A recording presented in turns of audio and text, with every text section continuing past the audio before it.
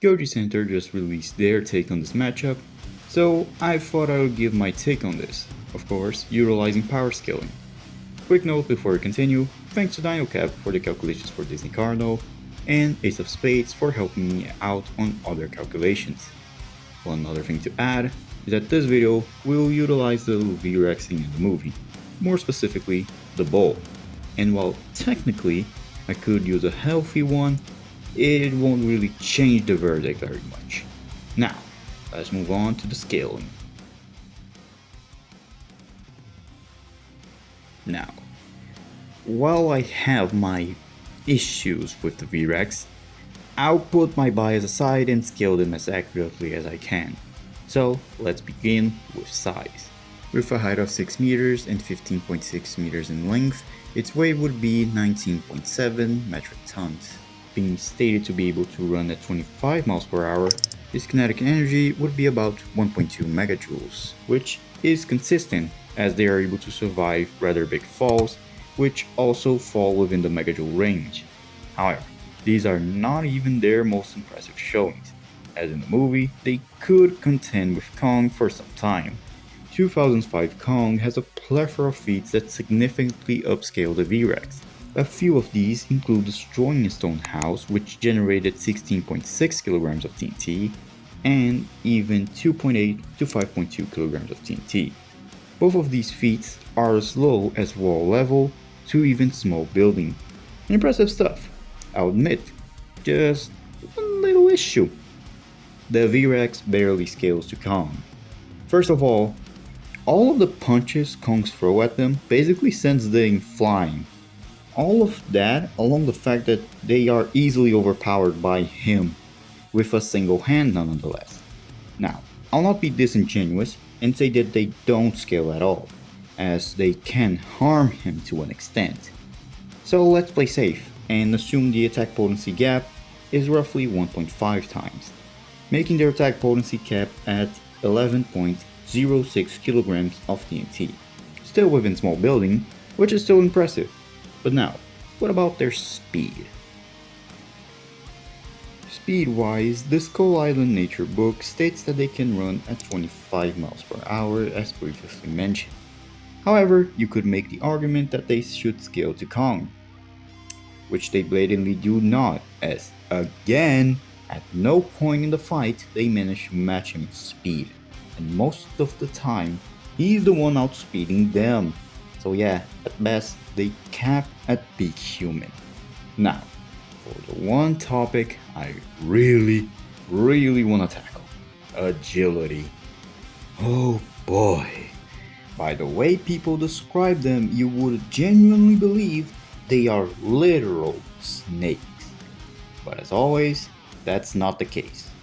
For starters, how agile are they? Not that agile at all.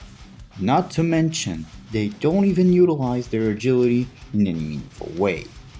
I will explain the next segment shortly, but let me address a few things. This whole spiel about them being super duper agile is overly estimated, as even in the movie itself we don't really see them moving with so much grace. All we see them do is kinda just charge in and never do anything. And even in a scenario where their agility would technically play a role, we have no clue how much they utilize and to what extent they utilize their agility.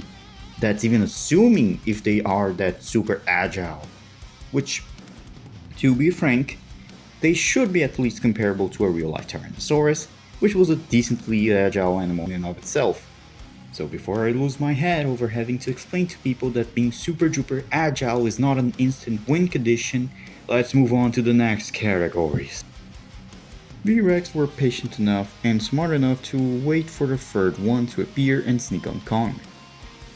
That's their best IQ feat in this entire movie, which relied on another individual. I will not have to explain why this is not gonna work in a strict 1v1.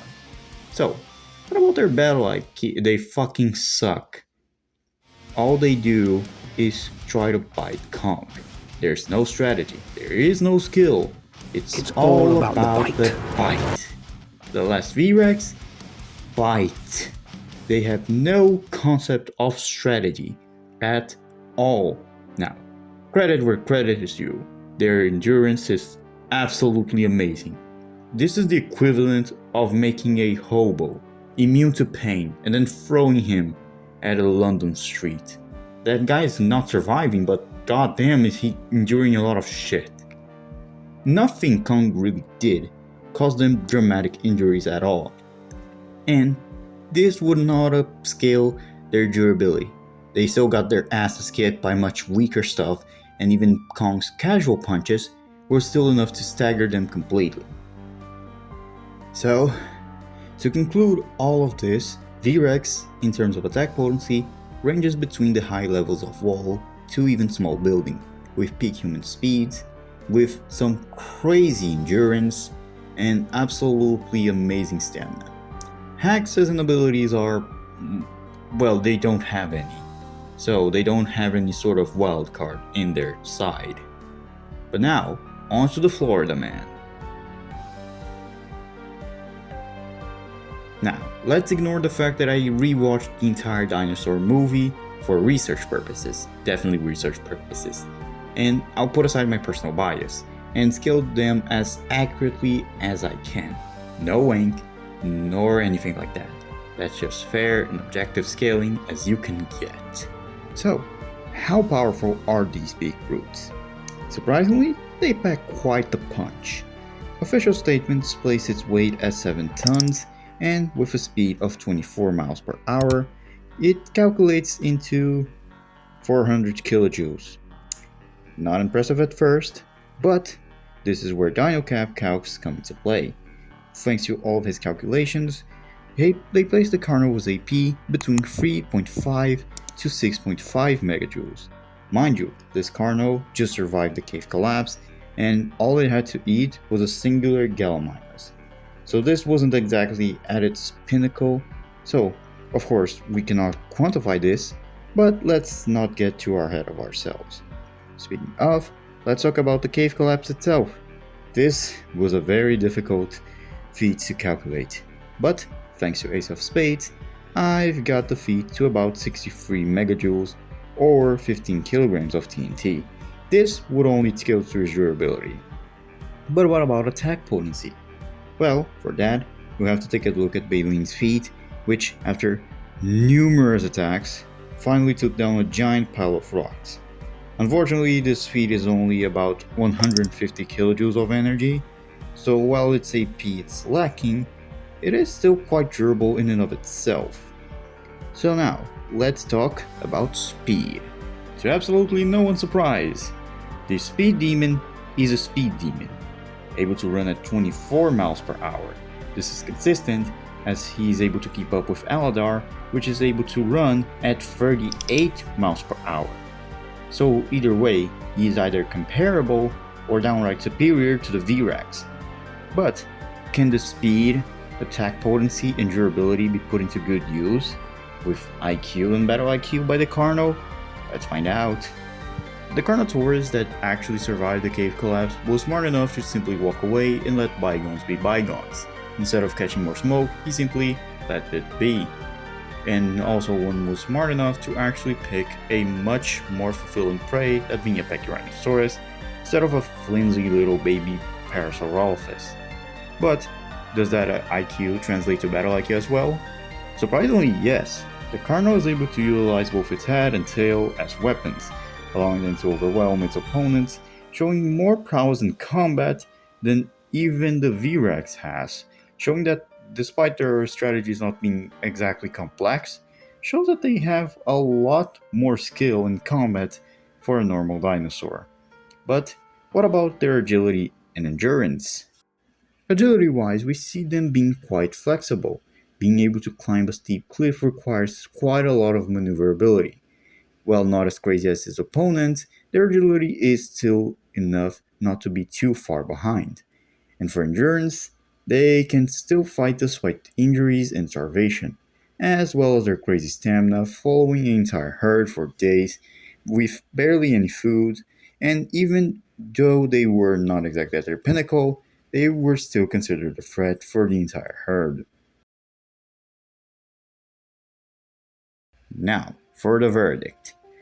While the Carno's lack of AP hurts his performance a lot, his skill, speed, and durability all but make up for it. Virak's stupidity and tendency to just over-relying on bite will definitely cost its performance in battle, as it will eventually become clear for the Carno he's essentially dealing with someone who only knows how to spam one button. That said, it will still be a struggle for the Carno, but in this war of attrition, skill, adaptability, and durability come in clutch. So in conclusion, Disney Carno wins with mid to high difficulty. So, what do you guys think? Agree, disagree, leave a comment, and I'll see you guys later.